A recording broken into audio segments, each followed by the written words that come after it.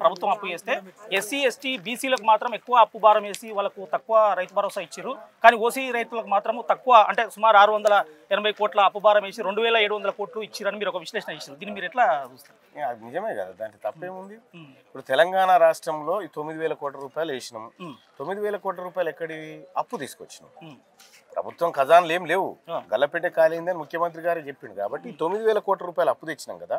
ఈ తెచ్చినటువంటి అప్పును తెలంగాణ జనాభాకు పంచితే తెలంగాణ రాష్ట్రంలో ఉన్నటువంటి ఎస్సీలకు, ఎస్టీలకు, బీసీలకు, ఓసీలకు ఈ నలుగురికి డివిజన్ చేస్తే తెలంగాణ రాష్ట్రంలో ఉన్నటువంటి బీసీలకు 5,000 పైచిలకు కోట్ల రూపాయలు అప్పు వాళ్ళ మీద పడ్డది. ఈ అప్పును తెచ్చిన అప్పును బీసీ రైతాంగానికి పంచితే ఎంత వచ్చిందంటే 4,200 కోట్లే వచ్చింది. అదే ఓసీలకు, అంటే రైతు భరోసా విషయంలో కూడా బీసీలు ఓసీలు అనే రైతులు అనేది విభజించండు తీర్మార్ మల్లన్న గారు అనే ఒక విమర్శ వస్తుంది. విభజించడానికి కాదు, నేను ఇప్పుడు 40 ఎకరాలు ఉన్న రైతుకి ఎందుకు రైతు భరోసా? నాకు అర్థం కాదు. ఎవరు అడిగినారు? వాళ్ళకి లేకనా? అసలు ఇటువంటి వాళ్ళు ఈ పేదోళ్ళకు 2 ఎకరాలు ఉన్న వాళ్ళకు, ఎకరం ఉన్న వాళ్ళకు వీళ్ళకేస్తే సరిపోతుంది కదా.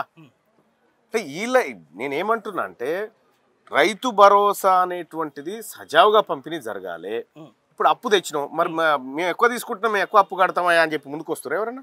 రావట్లేదు కదా. వ్యవసాయ రంగం మీద వచ్చేటువంటి ఉత్పత్తుల పైన ట్యాక్స్ ఉండదు. అదొక పెద్ద సబ్జెక్టు బాయ్సాప్. ఎప్పుడన్నా వస్తే నేను చెప్తా ఇది ఎట్లా జరుగుతుంది, ఏం కథ, ఈ మాఫియా ఎట్లుంటుంది అనేది చెప్తా. సరే, పెళ్లి జరుగుతూ ఉంది ఊర్లో, మా వాళ్ళని కూడా భోజనానికి పిలిచిరు, మా బీసీ ఎస్సీ ఎస్టీలను తింటున్నారు. సార్ కేబీఆర్ పార్క్ దగ్గర మీరు సంచలన వ్యాఖ్య చేసారు. కేబీఆర్ పార్క్ ను ప్రొఫెసర్ జయశంకర్ నేషనల్ పార్క్ అని పెడుతున్నాం, మేమే పెడుతున్నాం బీసీలమని మీరు అంటున్నారు. అంటే ప్రభుత్వాన్ని మీరు కోరుతున్నారా అట్లా పెట్టాలని చెప్పి? కోరడం లేదు, మేము పెట్టుకున్నాం ఆల్రెడీ.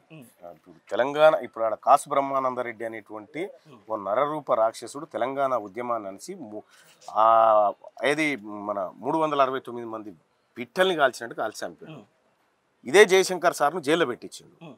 కాబట్టి అటువంటి దుర్మార్గుడి పేరు మీద ఆడ పార్క్ ఉండకూడదని చెప్పి మేము ఆ పార్కు పేరును చేంజ్ చేస్తూ తెలంగాణ జాతిపిత ప్రొఫెసర్ జయశంకర్ నేషనల్ పార్క్ గా దాన్ని నామకరణం. అంటే మీరు ప్రకటించడం కాకుండా ప్రభుత్వాన్ని కనుక మీరు డిమాండ్ చేస్తే ప్రభుత్వం తరపున శంకుస్థాపన చేసినాం, రేపు బీసీ ప్రభుత్వం రాగానే దాన్ని తీసేస్తాం. సార్, స్థానిక సంస్థల ఎన్నికల్లో 42% బీసీలకు ఇవ్వాలని మీరు డిమాండ్ చేస్తున్నారు. ఇవ్వకపోతే బీసీల యొక్క సత్తా చూపిస్తాం, గ్రామాన కూడా మేము తీర్మానాలు చేస్తాం. ఇస్తా అన్నది కాంగ్రెస్ పార్టీ, ఇవ్వకపోతే కాంగ్రెస్ పార్టీని ఓడగొడతాము.